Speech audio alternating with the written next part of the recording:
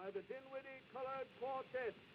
So get a match and light that lamp. Glory, hallelujah to the Lamb. And show me the way to the Memphis camp. Glory, hallelujah to the Lamb. We'll have beefsteak and spare ribs too.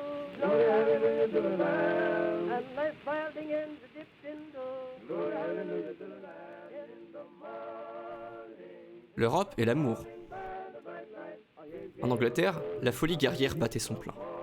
Selon des camarades, il devenait donc presque impossible de donner mes conférences comme je l'avais prévu. Harry Kelly partageait cette opinion. Je suggérais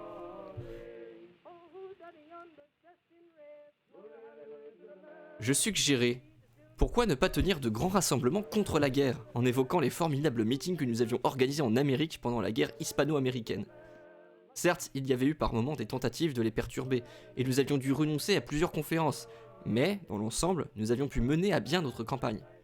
Harry estimait cependant qu'en Angleterre, ce serait irréalisable.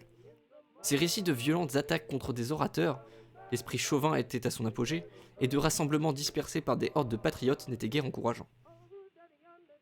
Il était convaincu que pour une étrangère, ce serait plus dangereux encore de parler de la guerre.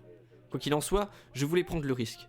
Je ne pouvais tout simplement pas être en Angleterre et me taire à ce sujet. La Grande-Bretagne ne croyait-elle pas à la liberté d'expression ? Note bien, me prévint-il, que ce ne sont pas comme en Amérique les autorités qui perturbent les réunions, mais la populace, peu importe qu'elle soit riche ou pauvre. J'insistais néanmoins pour tenter le coup. Harry promit d'en parler avec les autres camarades. À l'invitation de Kropotkin, je me rendis à Bromley avec Mary Isaac. Cette fois-ci, Madame Kropotkin et leur fillette Sacha étaient à la maison. Pierre et Sophie Grigorievna nous accueillirent avec cordialité et affection. Nous discutâmes de l'Amérique, de notre mouvement là-bas et de la situation en Angleterre. Pierre avait voyagé aux États-Unis en 1898, et comme je me trouvais à l'époque sur la côte ouest, je n'avais pu assister à ses conférences. Je savais cependant que sa tournée avait rencontré un grand succès et qu'il avait laissé une impression des plus favorables. Les recettes de ces conférences avaient permis de redonner vie à Solidarity, en anglais dans le texte, et de dynamiser notre mouvement. Pierre s'intéressa plus particulièrement à mes tournées à travers le Middle West et la Californie. Si vous êtes arrivé à traiter les mêmes thèmes 3 fois d'affilée, le terrain doit être vraiment fertile. Je l'assurais que tel était le cas, et que mon succès en Californie avait reposé en grande partie sur Free Society, en anglais dans le texte. Le travail qu'accomplit le journal est assurément magnifique, acquiesça-t-il chaleureusement. Mais il ferait plus encore s'il ne gaspillait pas autant d'espace à discuter de sexualité. Je n'étais pas de son avis, et nous nous engageâmes dans un vif débat sur la place que devait prendre cette question dans la propagande anarchiste. Pierre soutenait que l'égalité entre la femme et l'homme n'avait rien à voir avec le sexe, que c'était au contraire une question de matière grise. Dès lors qu'elle se trouve intellectuellement l'égale de l'homme et qu'elle partage ses idéaux sociaux, affirma-t-il, elle est aussi libre que lui. Nous nous enflammâmes quelque peu, et nos voix devaient donner l'impression que nous nous querellions. Sophie, occupée discrètement à coudre une robe pour sa fille, essaya en vain à plusieurs reprises de nous convaincre d'adopter un ton moins véhément. Avec une agitation croissante, Pierre et moi arpentions la pièce, chacun soutenant vigoureusement sa position. Finalement, je manquai un temps d'arrêt et observai. Très bien, cher camarade. Quand j'aurai atteint votre âge, il se pourrait que la question de la sexualité n'ait plus d'importance pour moi. Mais aujourd'hui, en français dans le texte, c'est un élément crucial pour des milliers, voire des millions de jeunes gens. Pierre s'arrêta net.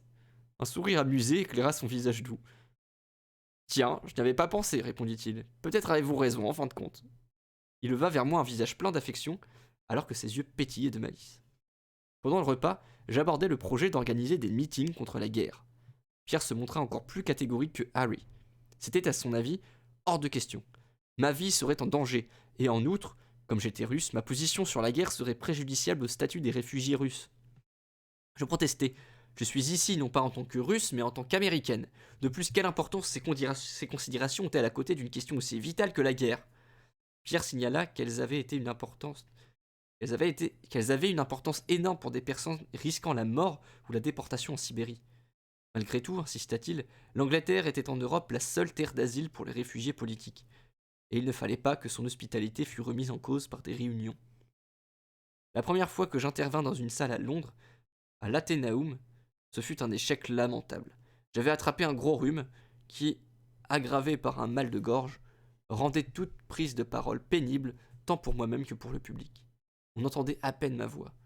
S'y ajoutait ma nervosité lorsque j'appris que les réfugiés russes les plus éminents, ainsi qu'un certain nombre d'anglais importants étaient venus m'écouter.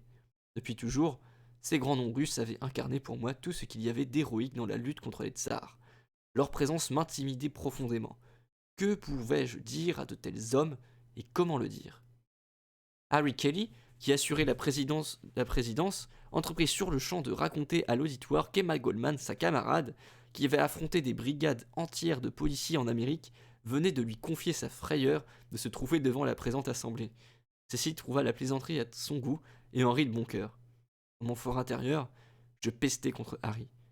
Mais la bonne humeur de l'assistance et son désir manifeste de me mettre à l'aise contribuèrent à atténuer mon trac. Je me lançai laborieusement dans mon exposé, consciente que le discours que je prononçais était, du début à la fin, totalement déplorable. Les questions qui suivirent me permirent de me ressaisir, je me sentis davantage dans mon élément et ne me souciais plus du tout de qui était présent. Je retrouvai mon attitude habituelle, volontaire et combative. Mes meetings dans l'East End se firent sans difficulté. Là, j'étais parmi les miens. Je connaissais leur vie, dure et austère, comme partout ailleurs, mais encore plus à Londres. Je réussis à trouver les mots justes pour les toucher. Au milieu de ces gens, j'étais moi-même. J'étais vraiment moi-même. Mes proches camarades formaient un cercle chaleureux et sympathique. L'âme des activités dans l'East End, Rudolf Rocker, était un jeune Allemand qui dirigeait un journal yiddish, alors que c'était un gentil, avec un G, un grand G. Avant d'arriver en Angleterre, il avait un peu fréquenté de juifs. Pour se préparer au mieux à ses activités dans le ghetto, il avait vécu parmi eux et appris leur langue. En tant que rédacteur, d'Arbeiterfreund, en yiddish dans le texte, et par ses brillantes conférences, Rudolf Rocker faisait plus pour l'éducation et la transformation radicale des juifs en Angleterre que les plus compétents de leur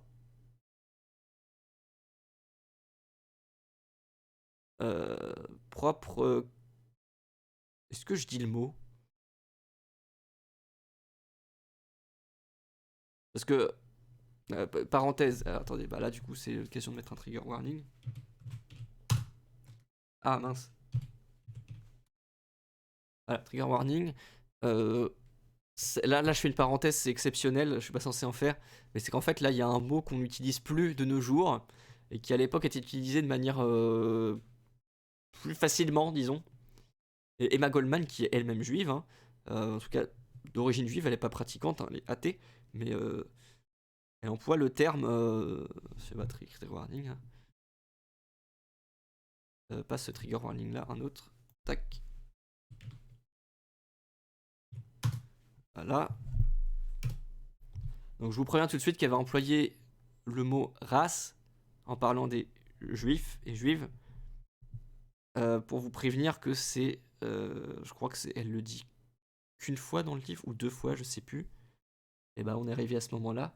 Et c'est pas dans le sens nazi, antisémite. Enfin, en tout cas, ça n'a pas ce sens-là quand elle l'écrit dans ce bouquin-là, dans ce contexte-là, quoi. Bon, voilà, c'est juste pour vous prévenir. Donc, je vais reprendre, du coup. En tant que rédacteur d'Arbeiterfreund et par ses brillantes conférences, Rudolf Rocker faisait plus pour l'éducation et la transformation radicale des Juifs en Angleterre que les plus compétents de leur propre race. Ah, mais ça reste antisémite dit comme ça, en fait. Mais, enfin, ouais, c'est. Emma Goldman n'est pas parfaite, hein, elle dit plein de bêtises aussi sur le mépris des classes populaires, et tout ça, tout ça. La même solidarité qui régnait parmi mes camarades juifs se retrouvait aussi dans les cercles anarchistes anglais, notamment au sein du groupe qui publiait Freedom, en anglais dans le texte. Ce mensuel réunissait nombre d'habiles collaborateurs et ouvriers qui travaillaient ensemble en parfaite harmonie. Quel plaisir de voir que tout se passait si bien, de retrouver de vieux et chers amis et d'en rencontrer de nouveaux. Lors d'une soirée chez les Kropotkin, je liai connaissance avec quelques personnalités illustres, dont Nikolai Tchaïkovski. Il avait été l'homme en génie du mouvement révolutionnaire mené par la jeunesse russe dans les années 1870. Des cercles célèbres portaient même son nom. La rencontre avec cet homme, qui personnifiait à mes yeux... Ah bah attendez.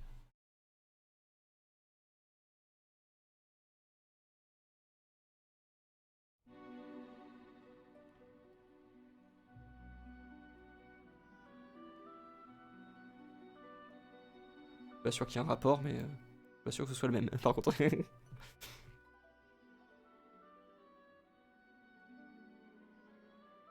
La rencontre avec cet homme, qui personnifiait à mes yeux tout ce qu'il y avait d'édifiant dans le mouvement d'émancipation en Russie, fut pour moi un événement de première importance. Superbement charpenté, avec un air d'idéaliste, c'était un personnage susceptible de plaire aux jeunes âmes enthousiastes. Bien qu'entouré d'amis, à un moment donné, Tchaïkovski s'approcha de l'endroit où j'étais assise et engagea la conversation. Pierre lui avait confié que je me proposais d'étudier la médecine.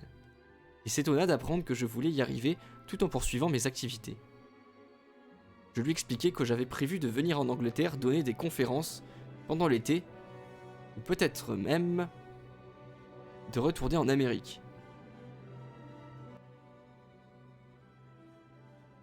En un caca, il n'était question pour moi d'abandonner complètement le mouvement. À défaut de le faire, dit-il, vous serez un mauvais médecin, et si vous prenez au sérieux votre métier, vous serez une piètre propagandiste. Vous ne pouvez pas faire les deux. Il me conseilla de bien réfléchir avant de m'engager dans quelque chose qui allait sûrement me rendre inutile pour le mouvement. Ces paroles me troublèrent. J'étais sûr de pouvoir mener mes deux de front à condition d'être suffisamment décidé et de poursuivre mon engagement social. Mais je ne sus comment il avait réussi à semer le doute dans mon esprit. Je commençais à m'interroger. Avais-je vraiment envie de sacrifier 5 ans de ma vie pour devenir médecin? Peu après, Harry Kelly vint m'informer que des camarades étaient d'accord pour organiser un meeting contre la guerre et que les dispositions seraient prises pour y garantir ma sécurité. Il prévoyait de faire venir une vingtaine d'hommes du Canning Town, un faubourg connu pour la force et l'esprit combatif de ses habitants. Il protégeait la tribune et empêcherait toute attaque éventuelle des chauvins. On demanderait à Tom Mann, militant syndical qui avait joué un rôle de premier plan dans la récente grève des dockers, d'assurer la présidence. Harry expliqua qu'il faudrait me faire entrer discrètement dans la salle avant que les patriotes aient l'occasion d'intervenir. Ce serait à Tchaïkovski de s'en occuper.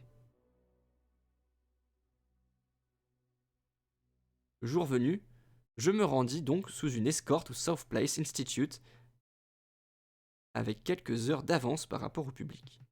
La salle se remplit très rapidement. Quand Tom Mann monta à la tribune, les huées couvrirent largement les applaudissements de nos amis.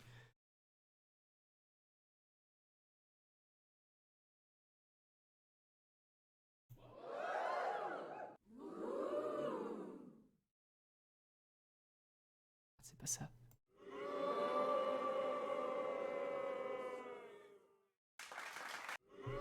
Ah!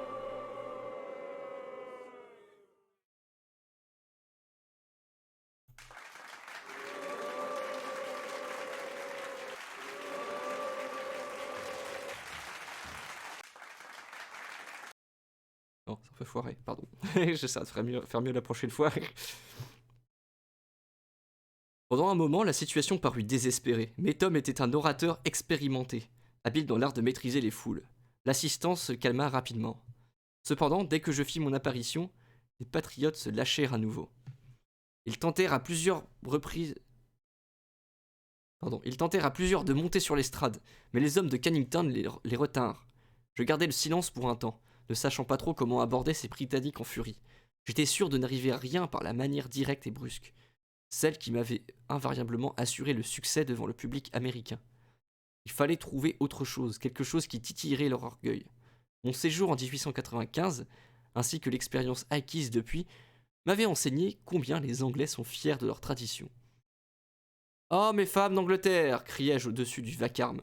« Je suis venu ici fermement convaincu qu'un peuple dont l'histoire surabonde d'esprit et de rébellion et dont le génie dans chaque domaine est une étoile luisante dans le firmament du monde, ne peut qu'aimer la liberté et la justice.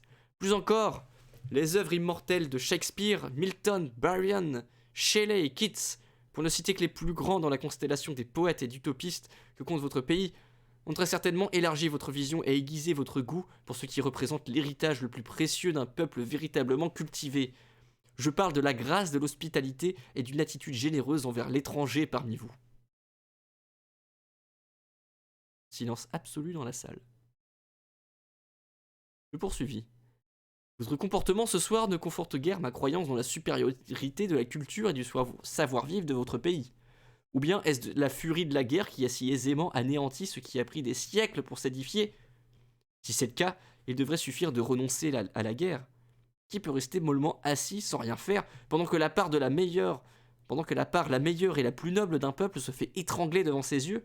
Certainement pas votre Shelley, dont le chant fut celui de la liberté et de la révolte. Certainement pas votre Byron, dont l'âme ne put trouver la paix tant que la grandeur de la Grèce fut menacée. Pas eux, pas eux. Et vous, êtes-vous si oublieux de votre passé? Votre âme ne résonne-t-elle plus des chants de vos poètes, des rêves de vos utopistes, des cris de vos rebelles? Le silence se prolongea. Le tour inattendu pris par mon discours avait apparemment dérouté mon auditoire, sidéré par mes paroles grandiloquentes et mes gestes persuasifs. Le public s'aborda dans mon exposé et se laissa transposer par un enthousiasme qui, atteignant son comble, éclata dans des applaudissements nourris.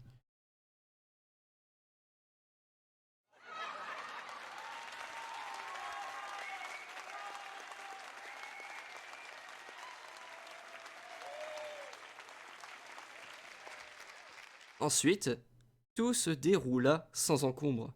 Je parlais de la guerre et du patriotisme comme pour les conférences que j'avais données d'un bout à l'autre des États-Unis, modifiant simplement les passages concernant l'origine des hostilités hispano-américaines pour traiter les causes profondes de la guerre anglo-boer. Je terminai par Carlyle, résumant sa conception de la guerre comme une dispute entre deux voleurs trop pleutres pour se battre eux-mêmes, et qui obligerait des jeunes de deux villages à endosser l'uniforme et à prendre le fusil pour se battre entre eux comme des bêtes féroces. La salle se déchaîna. Pour marquer leur approbation, hommes et femmes agitèrent leurs chapeaux et crièrent à s'enrouer. Le président de séance lut une autre résolution, après quoi ce puissant réquisitoire contre la guerre fut adopté à l'unanimité, moins une voix. Je m'inclinai en direction du contradicteur et dis: voilà ce que j'appelle un homme courageux qui mérite notre admiration. Il faut beaucoup de cran pour prendre position seul, quitte à se tromper. Tous ensemble, applaudissement chaleureusement notre audacieux adversaire.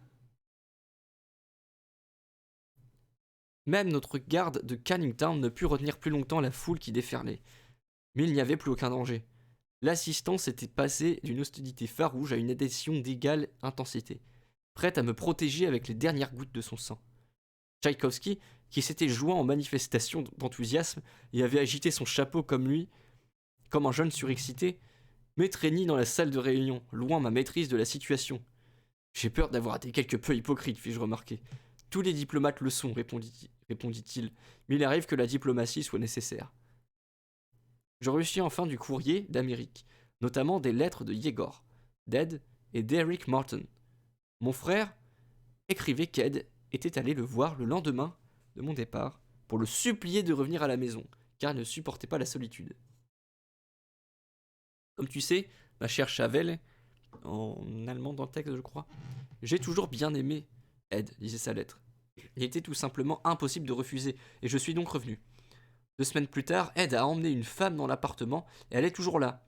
Ça m'a rendu malade de l'avoir entourée de tes affaires, dans l'atmosphère que tu avais créée. C'est pourquoi j'ai déménagé à nouveau. Ed avait demandé à Yegor d'emporter les meubles, les livres et d'autres objets qui m'appartenaient, mais il n'avait pu s'y résoudre car toute cette histoire l'avait rendu trop malheureux. Je me disais qu'Ed s'était consolé bien vite. À vrai dire, pourquoi pas, je me demandais tout de même qui était cette femme. La missive d'Ed ne faisait aucune allusion à sa nouvelle liaison. Il s'enquit simplement de savoir que faire de mes affaires. Il projetait de déménager dans un quartier du Nord, écrivait-il, et il ne voulait pas emporter ce qu'il avait toujours considéré comme m'appartenant. Je lui télégraphiai que je ne voulais conserver que mes livres et je priais de les empaqueter dans une caisse qu'il entreposerait chez Justus. Quant à Eric, sa lettre était aussi joviale que d'habitude. Nos projets progressaient bien. Une maison avait été louée et il allait y emménager avec son ami K. Il s'attendait à une épreuve épuisante dans la mesure où K se préparait pour son prochain concert, entre guillemets. Il avait déjà loué un piano pour qu'elle puisse répéter et lui se consacrerait tout entier à son invention. L'argent que je lui avais laissé couvrirait leurs frais de voyage à Pittsburgh et leur permettrait de tenir un certain temps. Ouvrez les guillemets. Quant à notre ingénieur T, il semble souffrir d'un excès de suffisance, mais il fera l'affaire. Tout le reste attendra nos retrouvailles à Paris pour fêter mon invention. Fermez les guillemets. La misère qu'Eric avait de choisir ses mots m'amusa. La manière qu'Eric avait de choisir ses mots m'amusa. Son souci étant bien sûr la sécurité. Mais, même pour moi, une partie du contenu de sa lettre restait obscure. K signifiait sans doute Kinsella, son ami, que j'avais rencontré à Chicago, mais que diable voulait-elle dire par un concert et un piano? Je savais que cette femme avait une belle voix et était une pianiste confirmée, mais que ferait-elle de ses talents dans la maison d'où partirait le tunnel à creuser? L'ingénieur devait être Tony. Apparemment, il avait enfin rappliqué. De toute évidence, cependant, Eric ne l'appréciait pas.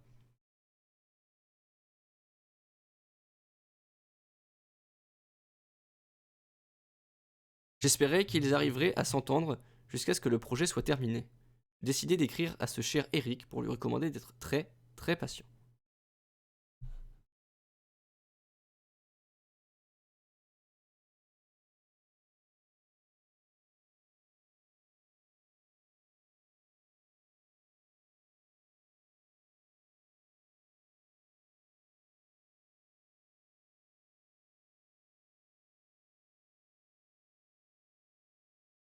Excusez-moi.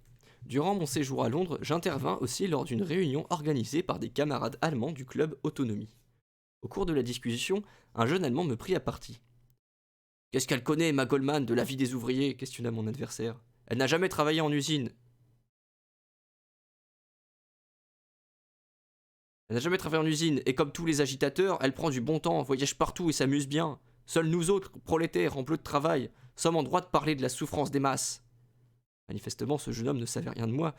Il ne me paraissait pas indispensable de l'éclairer sur mon passé en usine ou sur ma familiarité avec la vie du peuple. Ce qui m'intriguait, c'était sa référence au bleu de travail. Je me demande à quoi ça pouvait correspondre.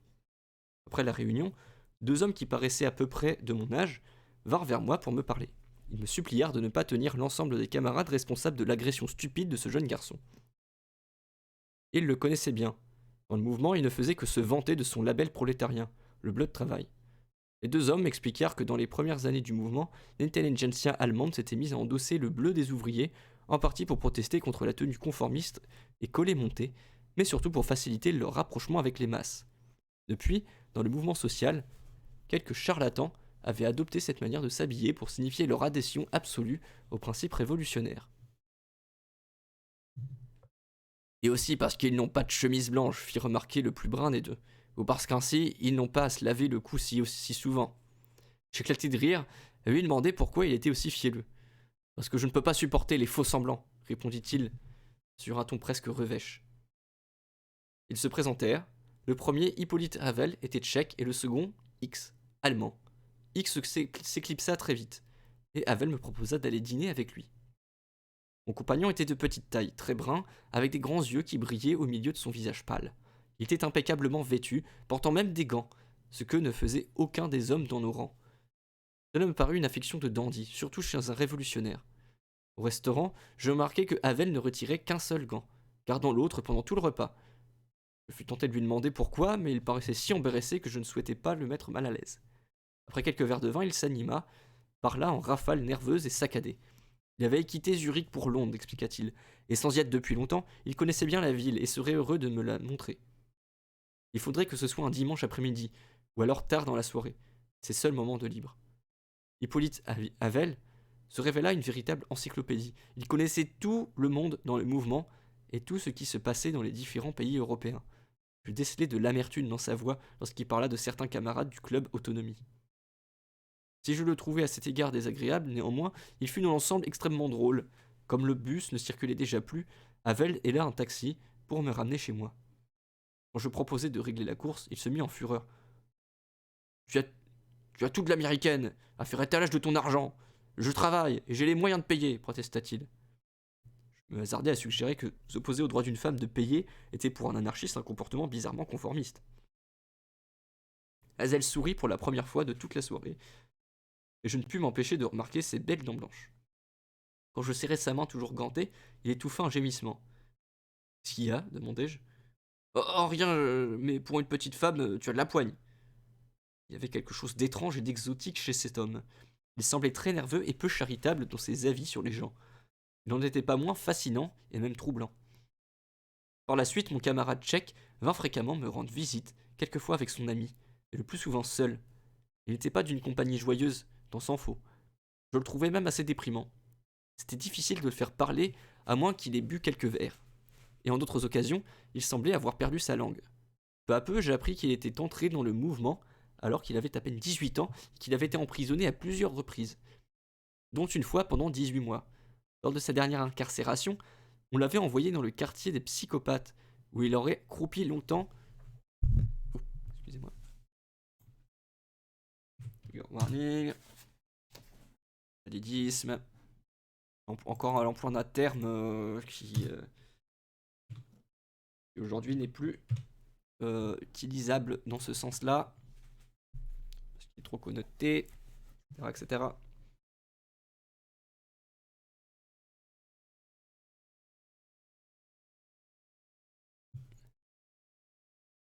Où il aurait croupi longtemps s'il n'avait éveillé l'intérêt du professeur Kraft Ebing, qu'il avait déclaré saint d'esprit, qui lui avait permis de retrouver la liberté.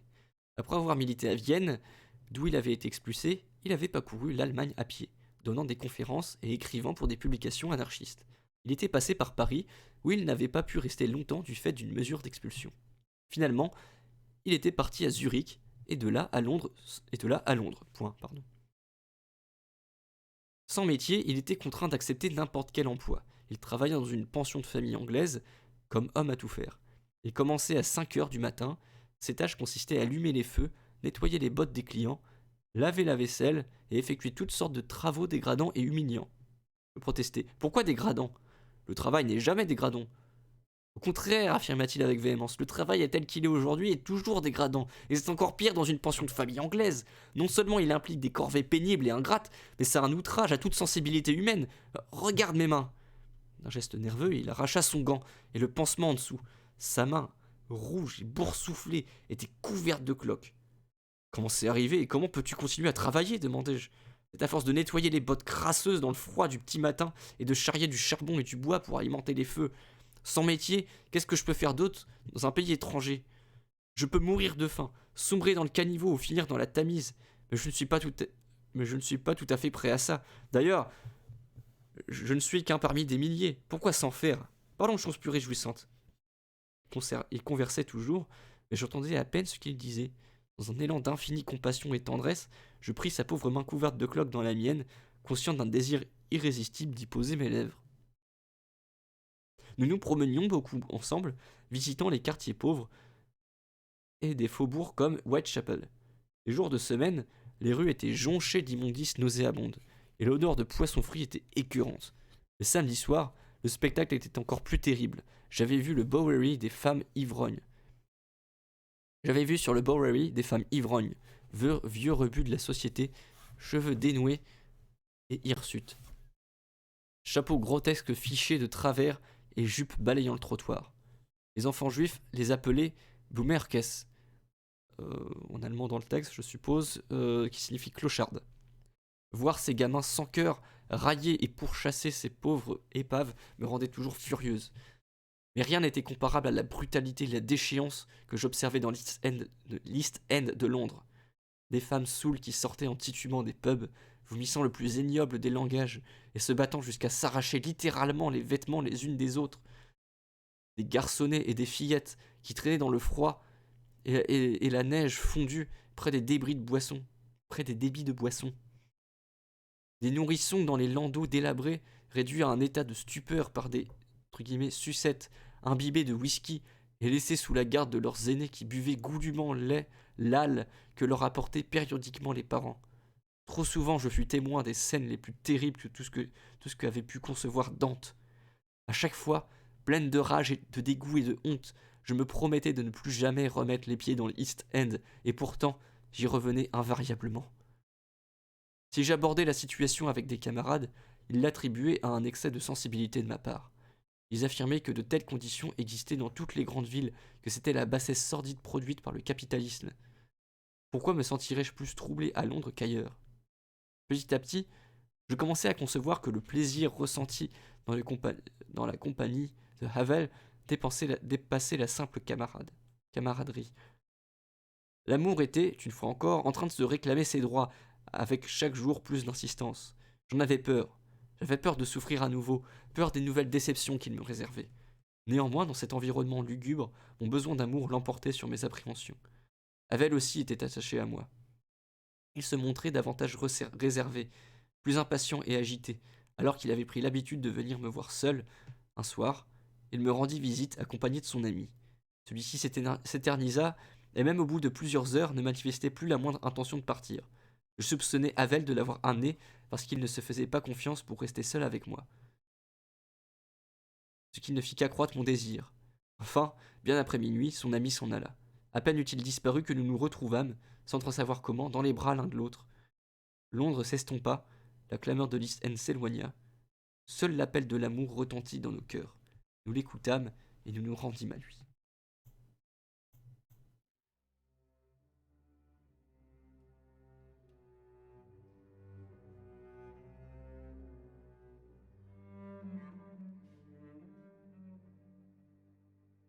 Avec cette source de joie qui entrait dans ma vie, je me sentis renaître. Nous prîmes la décision d'aller à Paris ensemble, et plus tard en Suisse. Hippolyte voulait étudier lui aussi, et nous projetâmes de vivre très simplement avec 30$ par mois, soit le restant des 40$ que je recevais. Déduction faite des 10 pour mon frère. Hippolyte espérait gagner un peu d'argent avec ses articles, et nous pourrions sans problème nous passer de certaines commodités. Nous étions ensemble et amoureux. Cependant, il m'a fallu d'abord persuader mon bien-aimé d'abandonner son exécrable travail. Je voulais qu'il se repose pendant un mois de sa pénible corvée à la pension. De longues disputes furent nécessaires pour le convaincre. Mais 2 semaines sans nettoyer les potes crasseuses suffirent pour lui remonter le moral, au point de devenir un autre homme. Un après-midi, nous rendîmes visite au Kropotkin. Hippolyte était un grand admirateur du Genossenschaftsbewegung, en allemand dans le texte, un mouvement coopératif qui, pensait-il, était plus avancé que celui qui existait en Angleterre. Très vite, il entra dans une vive discussion avec Pierre, qui ne voyait pas de mérite particulier à cette expérience allemande. J'avais déjà eu l'occasion de noter qu'Hippolyte avait du mal à défendre son point de vue au cours d'un débat. Il s'emportait et se montrait souvent blessant. Il s'efforça de ne pas le faire avec Pierre, mais au moment où la discussion lui échappa, il s'arrêta net, puis garda un silence oppressant. Kropotkin en éprouva une impression désagréable. Alors, sous prétexte d'avoir à travailler, je hâtai notre départ. Dès que nous fûmes dehors, Hippolyte se mit à injurier Pierre, l'accusant d'être, entre guillemets, le pape du mouvement anarchiste, incapable de tolérer les voix dissidentes. J'étais indigné, et nous le querellâmes âprement.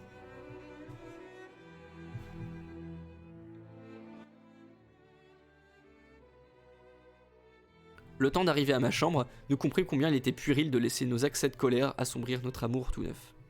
En compagnie d'Hippolyte, j'assistais à la Večerinka, en russe dans le texte, du nouvel an russe, soirée qui se révéla d'une grande importance pour moi.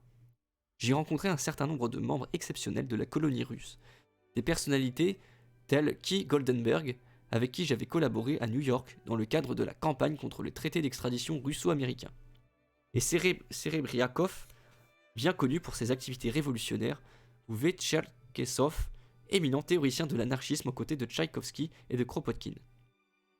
Presque tous les présents étaient connus pour leurs actions héroïques, leurs années de prison et d'exil. Y assistait également Michael Hamburg, accompagné de ses fils Marc, Boris et Yann, de jeunes musiciens déjà prometteurs.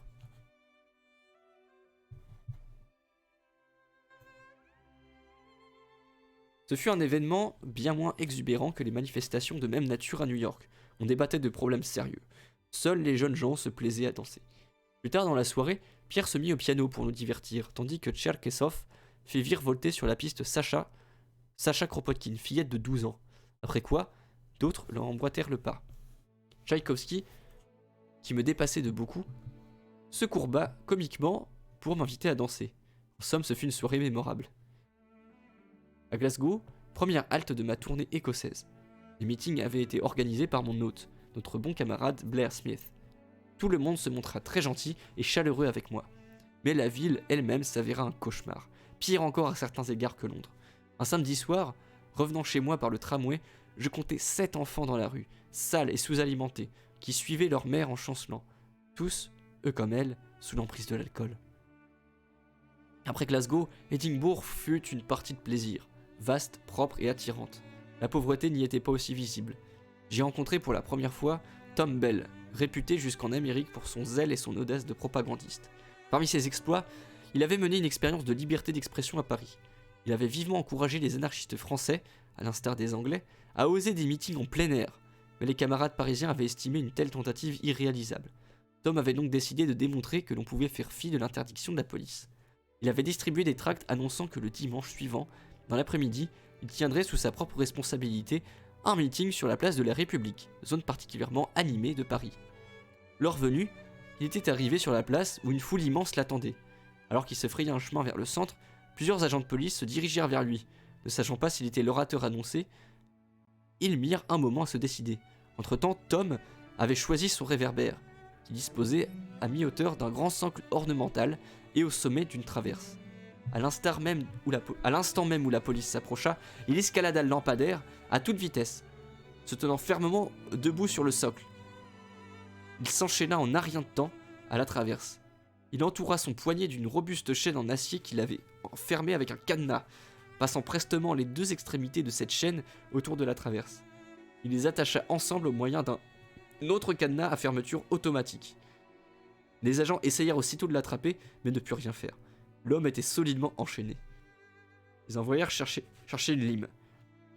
Pendant ce temps, Tom continua comme si de rien n'était à s'adresser à la foule qui grossissait toujours.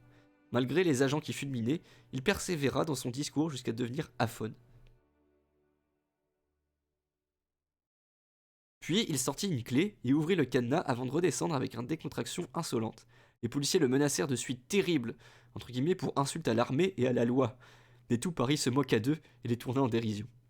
Les autorités estimèrent qu'il valait mieux l'étouffer l'affaire et n'engagèrent pas de poursuite judiciaire contre Tom. Ce dernier passa néanmoins 15 jours en prison avant d'être expulsé. Entre guillemets, un homme trop dangereux pour qu'on l'autorise à circuler librement en France. Un des autres exploits de Tom Bell eut lieu à l'occasion de la visite en Angleterre du tsar Nicolas II. À ce moment-là, la reine séjournait au château de Balmoral. Conformément au programme royal, le tsar devait débarquer à Leith pour être reçu par le prince de Galles, le futur roi Édouard VII. Il se rendrait ensuite à Windsor et à Londres. Tom Bell s'était mis d'accord avec son ami McCabe pour participer à l'accueil du tsar.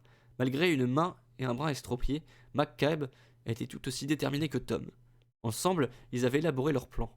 Se trouvant à Édimbourg à l'époque, ils s'étaient rendus sur les docks de Leith où ils étaient tombés sur un grand nombre de policiers, notamment des hommes de services secrets anglais, russes et français. Tout le long des rues, barricadées, des soldats et des flics étaient alignés de part et d'autre, et des policiers en civil grouillaient partout. Une rangée de Highlanders se tenait derrière la barricade. À leur arrière se trouvaient les territoriaux écossais, renforcés par des fantassins. La situation semblait désespérée. Hors de question de mener une action. Tom Bell et McCabe décidèrent de se séparer. Entre guillemets, chacun savait que l'autre ferait son foutu possible, avait dit Tom après coup.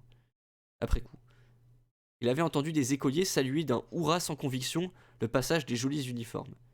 Puis cela avait été autour des carrosses. Celui du tsar se distinguait facilement des autres. Tom avait entrevu l'autocrate russe assis sur le siège arrière et en face le prince de Galles. Toute intervention avait semblé impossible jusqu'à la dernière minute, mais à ce moment précis, et seulement alors, elle était devenue possible. Les gardes s'étaient tenus aux aguets jusqu'à ce que le carrosse de tsar atteigne leur hauteur.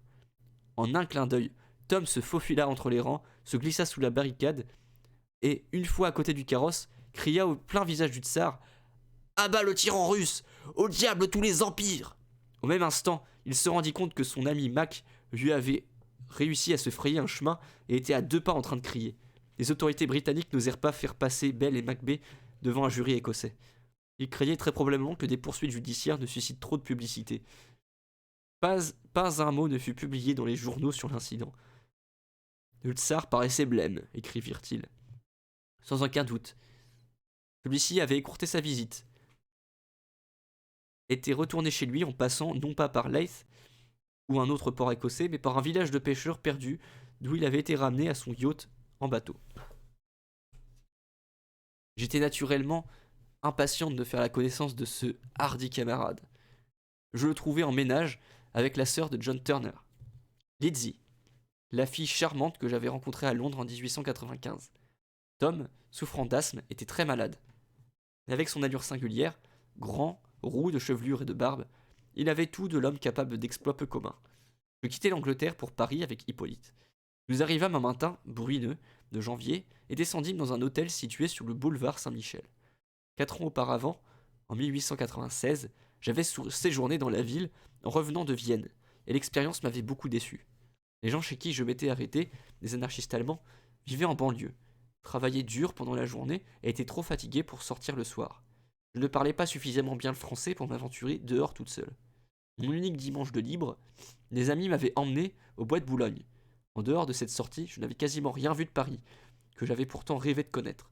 Je m'étais promis d'y retourner un jour pour goûter au plaisir de cette ville magnifique. L'occasion se présentait enfin, rendue encore plus extraordinaire par la naissance de l'amour de ma vie. Hippolyte était déjà venu à Paris et connaissait ses charmes. Comme compagnon, il était donc parfait. Pendant un mois, nous vécûmes plongés dans les merveilles de la ville et absorbés l'un par l'autre.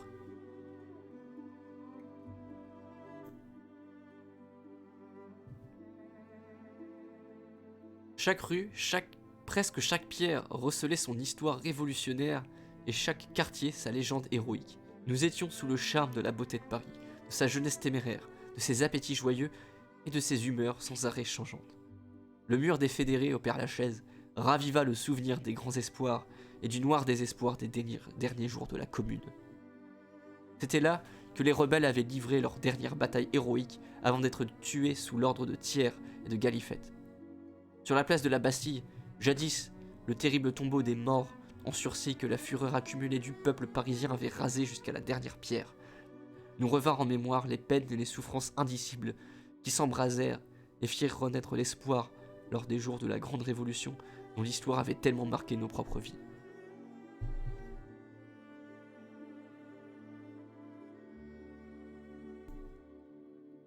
Dans ce monde de beauté, devant les trésors de l'architecture et de l'art créés par le génie de l'homme, nous oubliâmes nos soucis et nos angoisses.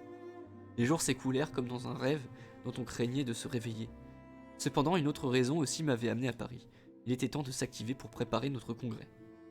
La France avait été le berceau de l'anarchisme, dominé longtemps par quelques-uns des plus brillants fils, dont Proudhon, la figure de Proud. Ils avaient lutté pour leur idéal avec acharnement, risquant persécution, emprisonnement, et souvent faisant même le sacrifice de leur vie. Mais ils ne l'avaient pas fait en vain.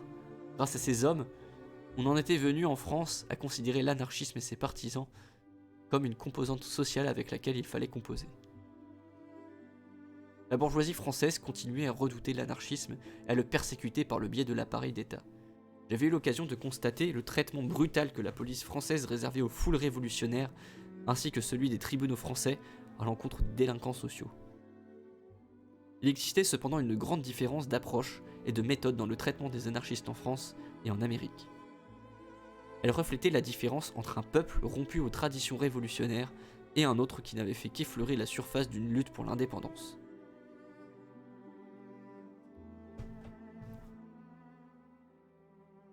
Le contraste était partout évident.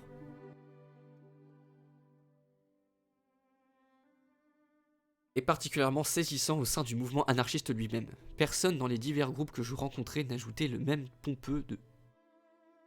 terme pompeux de philosophique pour édulcorer leur anarchisme. Cela contrairement aux nombreux Américains qui s'imaginaient être ainsi plus respectables. Nous fûmes rapidement happés par le flot de multiples activités en cours dans les rangs anarchistes. Le mouvement syndicaliste révolutionnaire, qui connaissait un nouvel élan grâce à l'esprit fécond de Pelloutier, était empreint de tendances anarchistes. La quasi-totalité des personnages de premier plan y étaient des anarchistes convaincus. Les nouveaux projets liés à l'éducation, désignés sous le nom d'université populaire, en français dans le texte, reposaient là, encore, presque exclusivement sur des anarchistes. Ces derniers étaient parvenus à s'assurer l'appui et la coopération d'universitaires dans chaque domaine de connaissances, proposant des cours qui portaient sur différentes branches de sciences.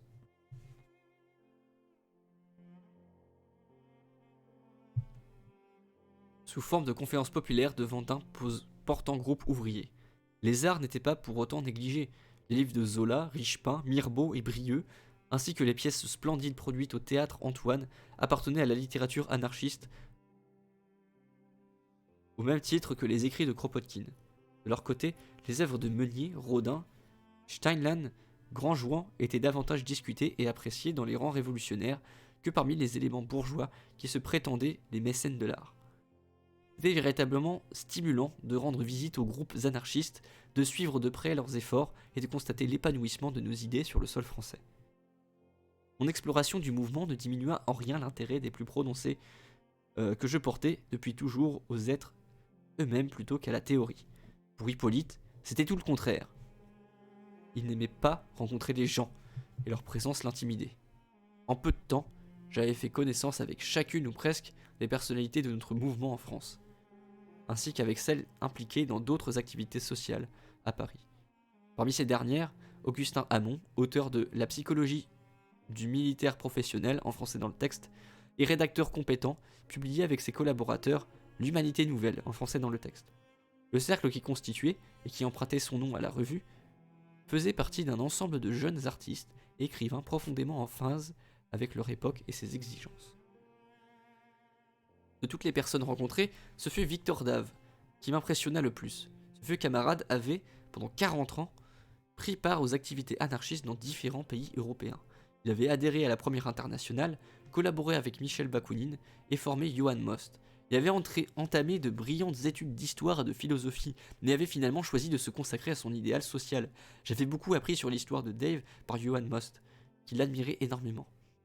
Je savais aussi quel rôle il avait joué dans les événements ayant abouti aux accusations contre Poyckort suite à l'arrestation et à la condamnation de Johann Neve. Dave, bien que toujours convaincu de la culpabilité de Poyckort, ne manifestait pas la moindre animosité personnelle à son égard. C'était un homme doux et jovial. Il avait 60 ans, mais l'esprit aussi vif et l'âme aussi animée qu'à l'époque de ses études.